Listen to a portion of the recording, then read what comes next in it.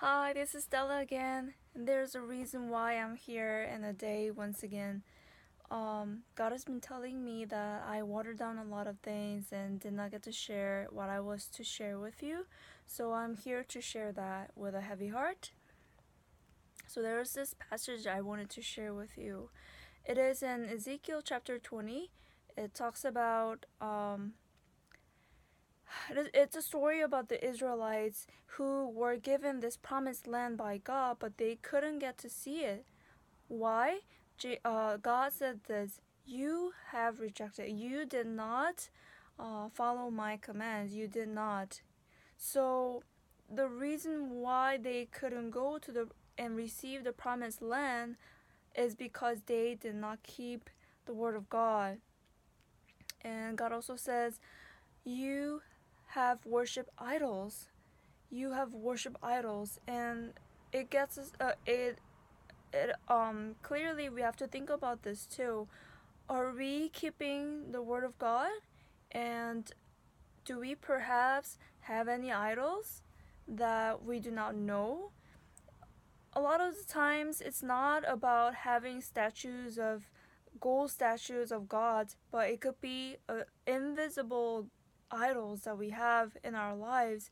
It could be appetite, it could be some kind of desire we have, or it could be a leisure, it could be a man, or it could be ourselves even. When we glorify ourselves, or when we think of ourselves so much so that we don't think about God, whatever that is that distracts us from focusing on our true God, that would be our idol. So we have to really check. And God says this: be careful.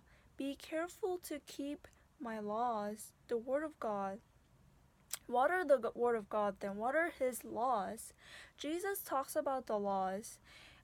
In Matthew chapter 5, he says, "I did not come to abolish the laws, but to fulfill the laws." And he talks about two examples, and they were coming from Ten Commandments. And obviously, we know that Ten Commandments, there are a lot of debates, but we know that we are to worship him. We are to worship we are to love God and love our neighbors. So one of the two things that he mentioned in Matthew chapter 5 is do not murder. He talks about what it really means. It's not just about not murdering someone. You cannot kill someone but then kill someone internally. He says if you call someone your brother a fool, then you're killing that person. So in this sense, he's talking about the deeper meaning of the law that he has for us. He really wants us to keep that not with a literal form, but really from the core of our heart. So he said this: do not lie. And yes, it might have a deeper spiritual meaning of lying, but does it mean that we can lie physically and literally? He said not to murder, and he talked about the internal, deeper spiritual meaning of killing someone. That didn't mean that we can kill someone in the outside or physical or literal sense. He said we need to honor our parents. Doesn't mean we just honor our parents in a spiritual form and not in a physical, literal sense. I would say no. He's talking about really keeping this with our loving heart, the principle of love that is the foundation of all his laws. So that is one thing. And another story is in 2 Chronicles 28. It talks about King Ahaz.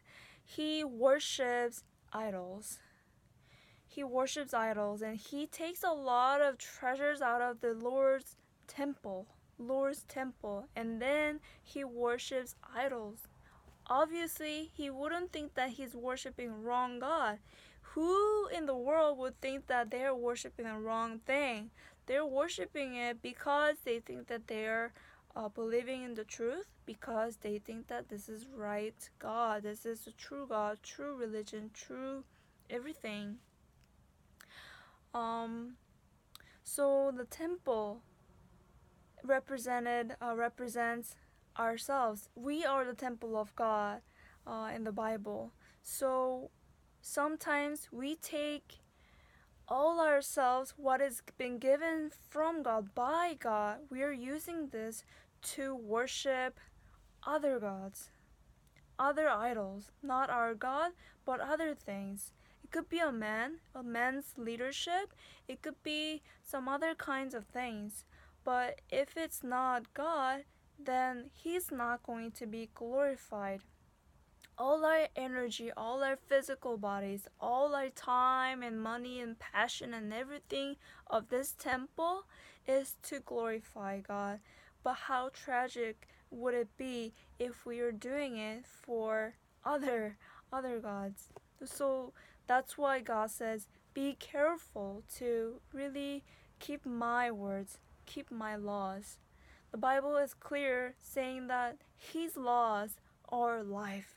His laws are the ones that will give us protection, who are so prone to do sinful things. This is our protection, our life, wisdom, and joy in Psalms. And if we think that we're glorifying God, but then if we're not actually serving Him, this to Him, our God, is provoking anger, He says. So we don't want to do that. So let's please be careful with whom we are serving, whether we have idols within ourselves or around us, so that we are really checking whether we are with God or not. Thank you.